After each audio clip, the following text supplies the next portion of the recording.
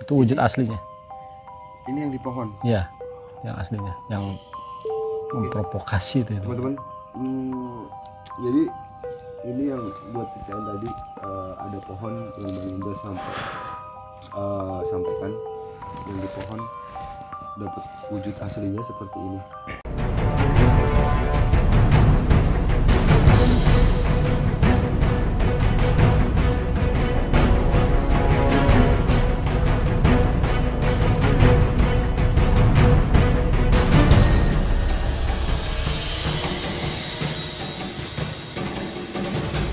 Bismillahirrahmanirrahim. Assalamualaikum warahmatullahi wabarakatuh. Waalaikumsalam warahmatullahi wabarakatuh. Kembali lagi masih di misteri.id, masih tetap bersama gua Diki dan ada Bang Indra, ada Bang Abidin. Buat teman-teman yang belum dukung misteri.id, dukung kami dengan subscribe, like dan komen, share juga dari sosial media teman-teman. Dan jangan lupa follow juga sosial media IG-nya misteri.id di misteri.id dan Facebooknya ada di MDI. Kita masih di seputaran Bogor Parung ya. Bogor Parung masih ya. di sini. betul. Masih belum berpindah dan kali ini Masih betah ya? iya, enak sih. Jadi gini Bang Indra, Bang Abidin, gua Iya. ada satu pengalaman menarik kemarin. Ya. Jadi sebenarnya kemarin gue sebelum sampai di base camp itu gue mampir di temen dari Jogja, itu tinggal di Jakarta Selatan. Nah, menariknya ada sesuatu yang apa ya, ganjil, bikin penasaran, dan gue nanti mau minta tolong ya, mungkin Bang Indra bisa Insya Allah. menelusuri, Insya atau mungkin Allah. Bang Bidi nanti bisa memvisualisasikan. Jadi beberapa hari yang lalu sebelum gue sampai di base camp di Tangerang, sebenarnya kemarin gue mampir di salah satu temen gue di Jakarta Selatan, itu sekitar seminggu yang lalu kalau nggak salah. Jadi itu mampir rumah temen gue itu sebenarnya ya kayak hampir kayak base camp. Ya. Jalannya nggak, ya dibilang sempit nggak sempit, lebar nggak lebar ya, kurang lebih seperti itu. Di situ 2 malam saya nginep di tempat teman. Di rumah itu sebenarnya ada, depan rumah itu sebenarnya ada sebuah sekolahan Bang, ada sebuah sekolahan SMA kalau nggak salah baca ya, SMA berapa gitu, SMA di salah satu SMA di Jakarta Selatan. ya. Jadi di malam pertama itu sebenarnya gue sama teman masih ngobrol kan. Jadi itu kita ngobrol ya, masih biasalah ngobrol-ngobrol di tengah malam sekitar pukul 11-12 kalau nggak salah. Ya biasalah kalau kita ngobrol, kadang rokok habis, Iya. ya kan. Terus coba gue jalan, kayaknya ada warung nggak yang masih buka. Gue jalan ke warung, balik ke warung, temen gue masuk di rumahnya. Gue masih nongkrong sendirian di teras, biasalah masih ngopi, rokok. Itu gini Bang, jadi apakah itu memang perasaan atau cuman keder di mata? Jadi waktu gua nongkrong di teras ngerokok kopi, kan posisi rumah gini Bang, ini rumah depannya persis itu pagar halaman sekolahnya kalau nggak salah ya, pagar halaman sekolahan. Berhadapan berarti? Berhadapan ya, kalau dibilang berhadapan banget sih mungkin ya menceng-menceng dikit lah ya, Iya. tapi visualnya memang di Jelas sekolahan ya, jelas. ya. gue duduk gini, hampir gini, gue rokok, tiba-tiba itu masalah gue itu cuman mata gue yang salah atau apa. Jadi sekolahan itu lantainya itu dasar, atas, satu ya berarti ya, Satu ya. Iya. dua, tiga. Nah yang paling atas itu 3 lantai berarti ya. 3 lantai, yang paling atas. Makanya gue lihat kok kayak ada sosok ini malam-malam, tengah malam, kenapa ada orang di situ kan. Tapi antara takut, penasaran atau apa, bingung. Coba gue lihat, istilahnya gue masih nggak beranjak duduk, tapi coba gue Perhatiin ya. gue lihat, gue diam lagi, sempet nengok yang lain, gue lihat lagi, hilang. Oke. Perasaan gue coba lah, gue masih rokok lagi, biasa masih ngerokok, tiba-tiba temen keluar lagi kan, kita ngobrol lagi, sempet gue nanyain, bang ini sekolahan yang masih operasional berfungsi atau emang udah lama nggak difungsi? Masih operasional ya, masih operasi, jadi masih difungsikan, tapi memang kan situasi pandemi kan memang harus online kan, jadi kegiatan belajar mengajarnya kan jadi kurang kayak seperti biasanya. Di situ oke. Teman gue nanya, emang ada apa sih? Enggak apa-apa sih, ya nggak apa-apa, cuma tadi tiba-tiba gue ngeliat di atas kok kayak ada orang, ada yang jaga nggak? Gue masih berpikir logika aja, mungkin siapa tahu ada, biasanya di sebuah sekolahan kadang ada yang jaga ya. Enggak, ya ada, tapi biasanya siang atau sore, pokoknya jam-jam pagi atau sampai sore lah. Oke, gue masih nggak berpikir ke arah mana-mana lah. Positive thinking dulu. Oke. Pagi harinya singkat cerita pagi hari itu jadi gini, di ruangan, kebetulan rumah temen gue itu tingkat juga, berlantai atas juga.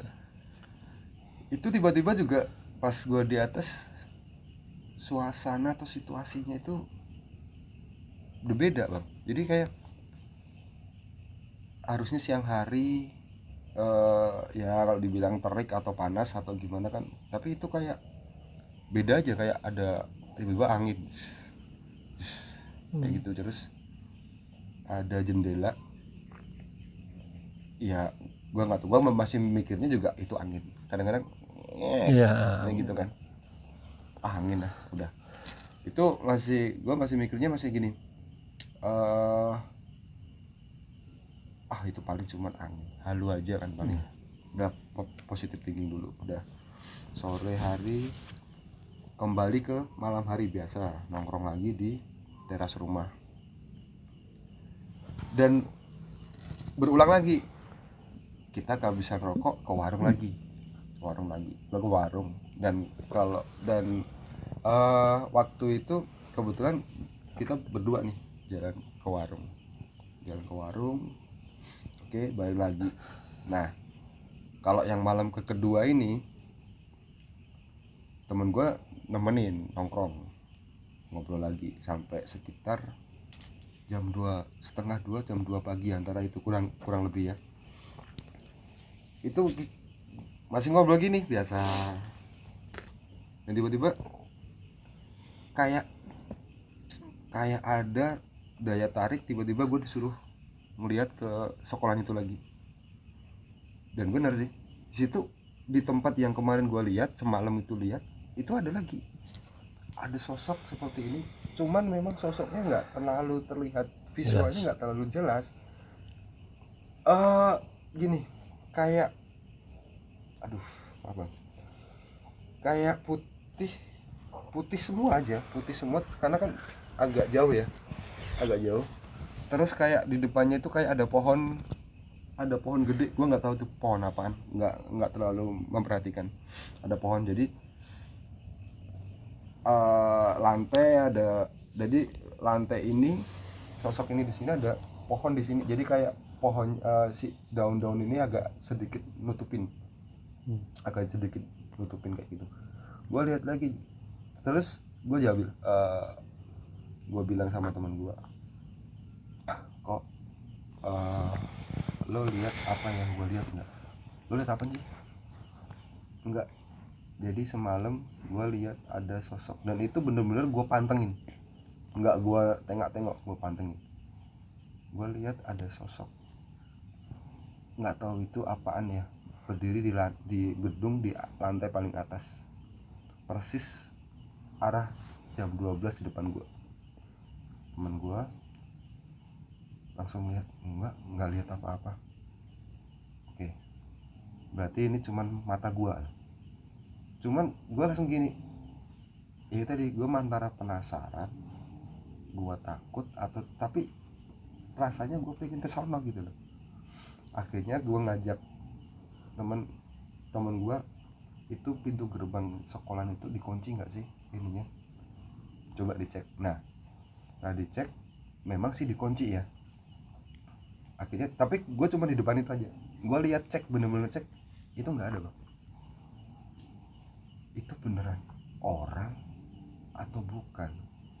Karena kenapa malam kedua ini gue diliatin di posisi yang sama, posisi gue nongkrong di teras rumah teman gue, terus posisinya apa yang gue lihat berbentuk sosok ini persis di depan gue arah jam 12 persis. Nah ini gue tanya sama teman gue kan, lo pernah nggak kejadian kayak gini? Kalau sepengakuannya teman gue sih cuman bilang nggak pernah sih, cuman nggak tahu ya gue kan bertamu doang kan, istilahnya bertamu. Akhirnya oh ya udah ya, sedikit gue menutupin antara gue takut antara apa. Akhirnya ya gue cuman di depan nongkrong sampai subuh. Cuman tiba-tiba pas gue naik lagi ke atas, kan gue disuruh tidur di atas nih, di kamarnya temen gue. Itu ada beberapa barang yang aturannya itu di sini bisa pindah di sini, sedangkan kita tadi di bawah semua dan nggak ada yang naik. Nah ini yang gue sebenarnya gue penasaran juga, cuman kan situasinya gue juga nggak bisa maksain teman gue bahwasanya apakah benar-benar ini pernah terjadi atau enggak atau apa. Nah jadi gimana ya, yang jelas sih apa sih yang gue lihat tuh sebenarnya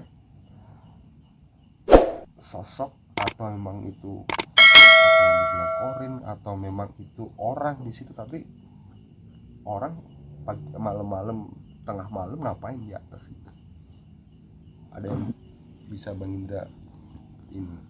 Kalau versi saya ya, kalau saya ini bilangnya arwah, Mas.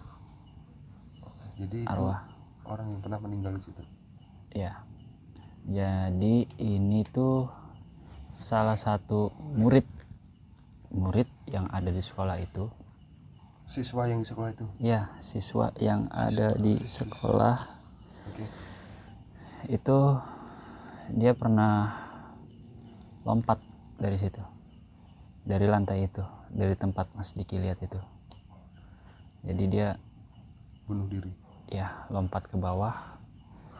Dan itu kejadiannya di saat jam pulang sekolah, tapi nggak pas jam pulang sekolah ya. Jadi di saat jam pulang sekolah dan sekolah udah mulai sepi, baru dia melakukan itu.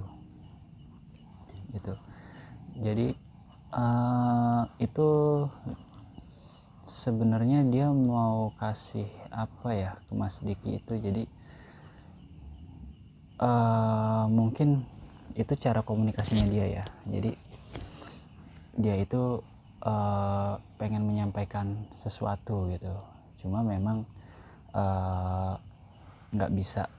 Jadi dia ini pengen bercerita gitu loh. Jadi dia pengen apa ya, dia pengen menyampaikan kenapa dia bisa seperti itu gitu, kenapa dia bisa melakukan hal-hal yang ya ini khusus untuk anak-anak ya, untuk anak-anak bisa melakukan hal seperti itu gitu, selayaknya orang dewasa yang banyak pikiran. ya, banyak beban lah gitu. Tapi ini dilakukan oleh anak-anak yang semestinya mereka belajar dan bermain ya, tanpa harus memiliki tanggungan yang lebih seperti orang yang sudah berkeluarga gitu.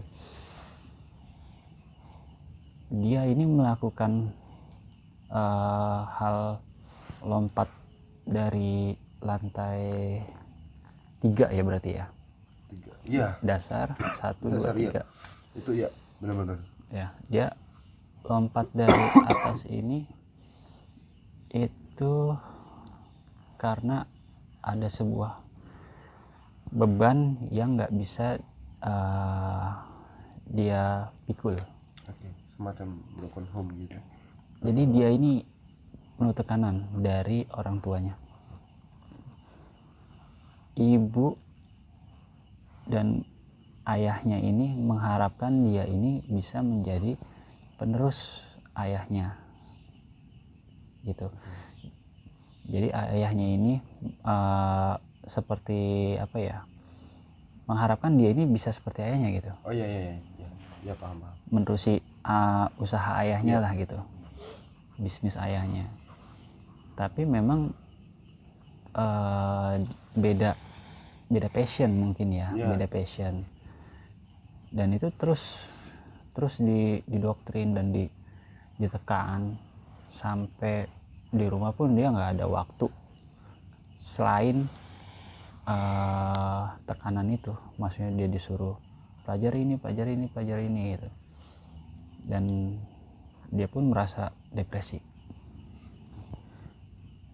sampai akhirnya dia memutuskan untuk loncat dari atas itu, karena dia berpikir kalau dia pulang ke rumah pun dia selalu mengalami hal yang sama. Jadi itulah yang dia sering pulang sekolah itu seperti membuang waktu lah gitu, mengulur waktu gitu. Dia lebih banyak apa ya, bersendiri lah gitu, menyendiri di sekolah di saat murid-murid sudah pada pulang. Tapi di satu sisi yang tadi Mas Diki bilang ada pohon besar itu, jadi di pohon yang tadi Mas Diki bilang ada pohon besar itu, di pohon itu pun ada penunggunya gitu. Penunggunya ini seperti, kalau saya sih bilangnya kuntilanak ya, tapi emang rupanya ini seperti nenek-nenek gitu. Tapi kalau saya bilang ini seperti kategori kuntilanak gitu. Dia ini sering mempengaruhi pikiran si anak yang melakukan, si korban ini. Gua bilang korban lah ya. Ya, korban yang melakukan lompat ini. Dia ini sering mempengaruhi. Jadi di saat anak itu menyendiri, penuh dengan pikiran, dihasutlah dia gitu. Dihasutlah dia untuk menuruti apa yang dikatakan oleh si Kunti ini gitu. Sosok ini. Dan tadi kalau Mas Diki bilang di atas rumah teman Mas Diki itu dia emang suka, jadi ini ya, seperti mobilisasi dia, kadang dia suka ke situ karena emang posisinya ini pas banget berhadapan antara rumah balkon ya, balkon ini persis berhadapan dengan pohon itu. Oh iya, benar Pohon itu, jadi balkon dan depan ini pohon, dan di balik pohon itulah si anak itu melakukan itu. Jadi emang dia suka mobilisasi, kadang ke situ, kadang dia suka ada di balkon. Gitu. Si sosok yang di pohon ini. Iya, terutama di saat menjelang maghrib itu kadang dia suka di situ Oke. gitu ya, entah ya maksudnya apakah dia ini mengganggu si penghuni rumah, tapi sih sepertinya sih kalau mengganggu sih enggak, jadi dia paling hanya mobilitas ke situ ya, seperti apa ya, pindah tempat tapi balik lagi di situ. Jadi kalau gue pikir gini, tapi mungkin nggak sih, kan ada barang ya, ada beberapa barang ya, sebenarnya gue tahu posisinya barang itu di sini, tapi tiba-tiba bisa pindah, sedangkan itu nggak ada orang yang di kamar. Bisa Mungkin juga ya. ya, karena itu karena ini ya apa, dorongan energi itu gitu, jadi dia juga bisa menggerakkan benda dengan energinya gitu. Oke. Nah gini, Jadi kalau saya lihat wujud aslinya gitu, si anak ini tuh apa ya, dengan leher yang patah gitu ya, leher patah ya. dan separuh kepalanya itu apa ya, pecah gitu loh. Memang karena ketinggian ya, dari ketinggian itu, dan dia tuh jatuh tuh jadi nggak langsung, iya, jadi kepala, jadi dia nggak langsung badan, tapi kepala dulu di saat ngebentur brak, ini kena juga gitu, dan emang itu langsung kejadian di situ, maksudnya langsung hilang nyawanya di Iya, situ. langsung meninggal sih. Dan itu juga agak lama juga diketahui oleh petugas kebersihan sekolah gitu. Oke, bentar. Jadi itu korban atau yang melakukan anak cewek ini ya? Iya. Anak cewek ini itu posisi emang udah nggak ada orang? Nggak ada. Jadi memang di hari-hari biasanya pun dia memang suka menyendiri gitu. Jadi dia emang nggak langsung pulang ya, karena emang dia menghindari itu kejenuhannya dia di saat dia pulang, selalu ditekankan seperti ini, tekankan seperti ini gitu. Jadi sangat sedikit lah ruang kebebasannya dia gitu, sangat sedikit gitu. Dia juga ingin seperti anak-anak yang lain gitu, walaupun ditekan tapi masih ada waktu ya, kasarnya waktu untuk bermain bersama teman-temannya lah, nongkrong atau ya jalan gitu. Tapi ini dia tuh enggak, begitu pulang sekolah orang tuanya sudah tahu pulang sekolahnya jam berapa, bila ditunggu sejam setengah itu dia belum pulang tuh dia selalu diteleponin. Seperti itu. Gini Bang, kayak nggak tahu ya nih ya, ini kayak gue kayak ngerasa kayak ada rasa, kayak punya rasa nyesel terus nyesek. Ini enggak, ini emang dari pribadi gue sendiri atau karena situasi suhu di sini, atau emang Tadi sih atau gue dikasih rasa dari energinya.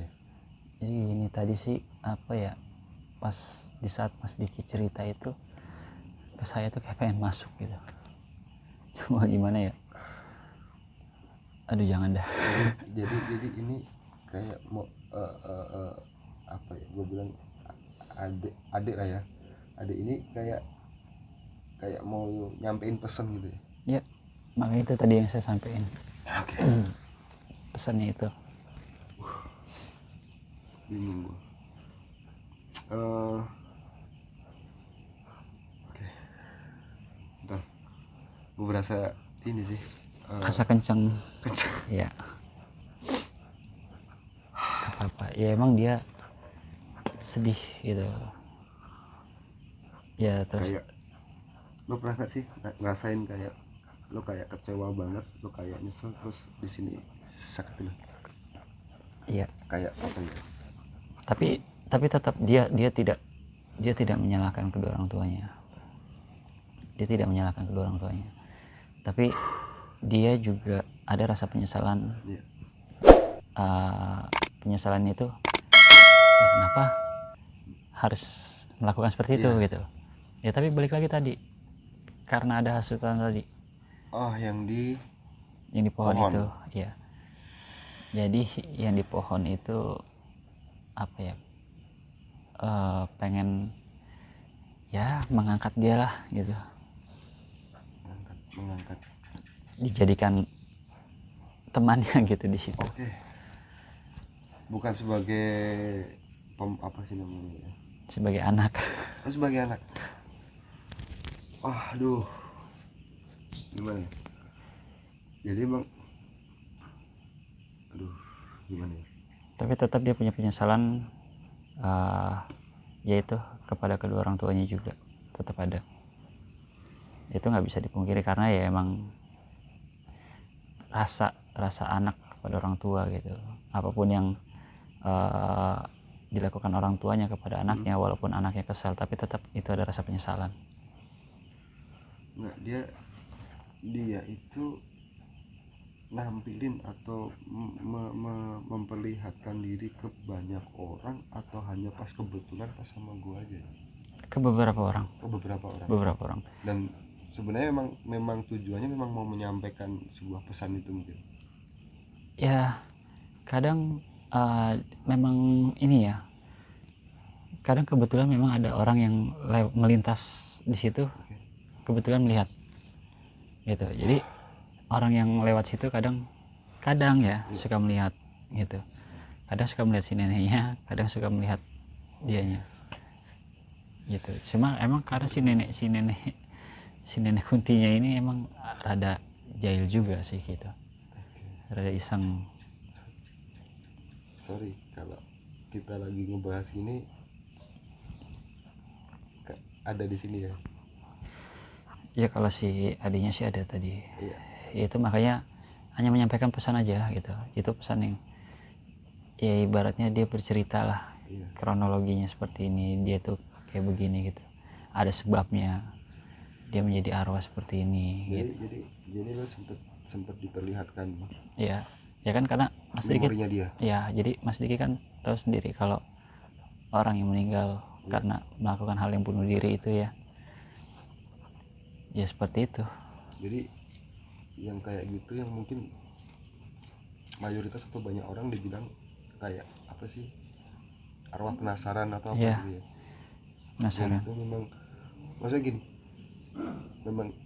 memang itu arwah, memang itu benar arwah, bukan yang Jin. nampak ya yang menyerupai. Bukan, tapi itu emang arwah. Tapi kalau si neneknya ini, si Kuntinya ini emang apa ya sejenisnya lah. Iya. Sejenisnya seperti itu. Dan itu udah nggak bisa, itu udah susah ya kalau udah seperti itu maksudnya, karena dia bunuh diri mengakhiri hidupnya. Dan ya Allah alam ya, maksudnya kita nggak tahu dia bisa lepas dari si nenek itu atau enggaknya. Ya itu nanti ya mungkin tergantung nanti dari doa yang dikirim sama orang tuanya ya. Itu insya Allah sih bisa. Bang Bidin dapat visualisasinya.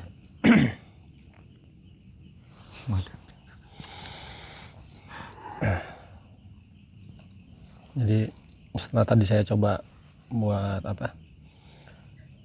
flashback ya, komunikasi itu yang menurut saya yang seperti tadi Mas Diki bilang itu yang Mas Diki lihat itu orang atau bukan.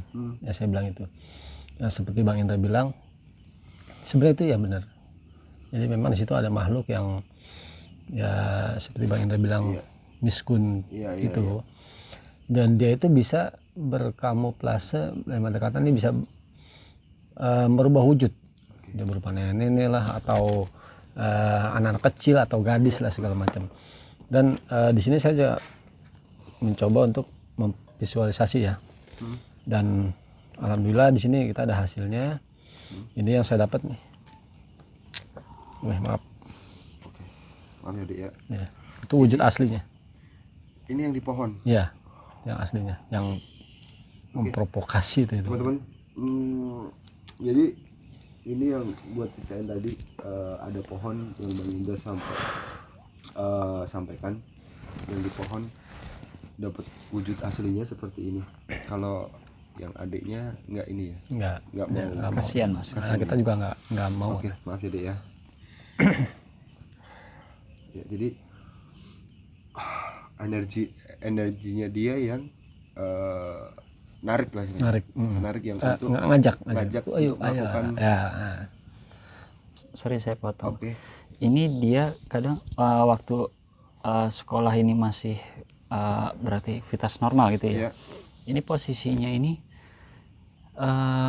di dekat kantin. Di dekat kantin.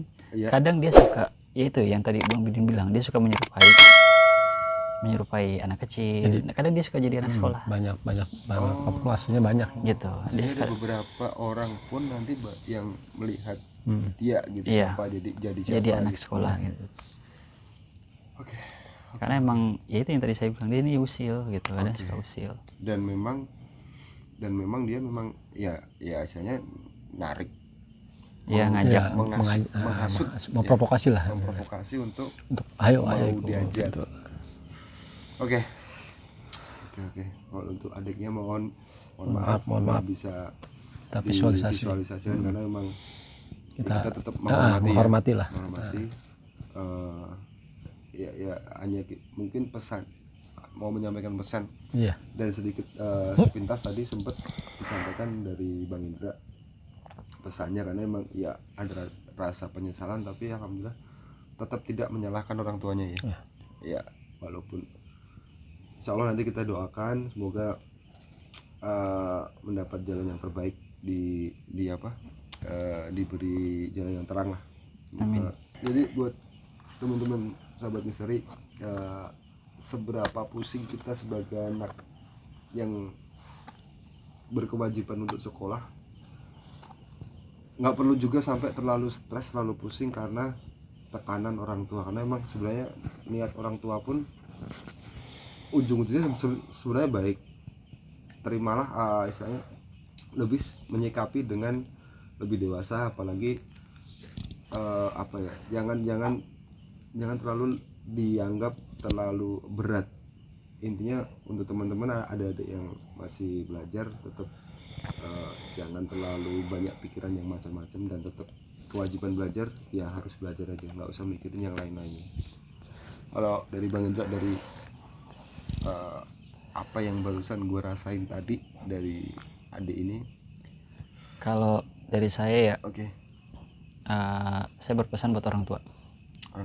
Saya juga kan orang tua gitu. Untungnya saya masih muda.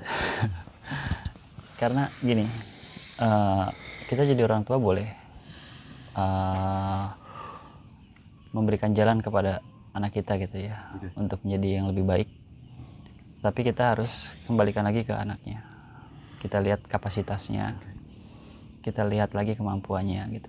Jangan terlalu ditekan, jangan terlalu dibatasi gitu ya. Berilah mereka kesempatan, kebebasan, tapi tetap dalam pengawasan gitu. Karena di masa-masa seperti itu, di usia seperti itu, biarlah mereka itu berkreativitas dan berinovasi sesuai dengan keinginan dan kemampuannya dia gitu. Karena kan orang tua boleh menunjuk anaknya untuk katakanlah menjadi dokter. Tapi si anak ini tidak memiliki passion untuk menjadi seorang dokter. Tapi dia lebih memilih passion seperti pramugari misalnya. Kita tetap support, kita tetap dukung. Karena itu memang positif gitu. Bukan hal yang negatif. Jadi kita sebagai orang tua, kita hanya memberikan jalan. Dan yang menjalani itu kan si anak ini. Dia yang lebih tahu passionnya dia seperti apa, keinginannya dia seperti apa. Kita sebagai orang tua hanya bisa support. Selama itu masih baik, masih positif, dan itu juga demi cita-cita anak sendiri gitu. Seperti itu sih Mas. Mungkin Bang Bidin ada mau nambahin? Ya mungkin menurut saya sih sebenarnya ya hanya tambahan dari Bang Indra ya. Ya balik lagi ke orang tua, terutama bagi orang tua yang kita memang pasti ingin anak kita yang terbaik, Pasti. tapi paling nggak minimal kita harus tahu Ya. kemauan dia apa. Jadi misalnya gini loh, dia mau sekolah SMA, jangan kita paksa dia sekolah STM. Kita cukup ngebimbing, mengarahkan kemauan dia apa, tapi dengan bahasa kasar, dengan bahasa yang halus.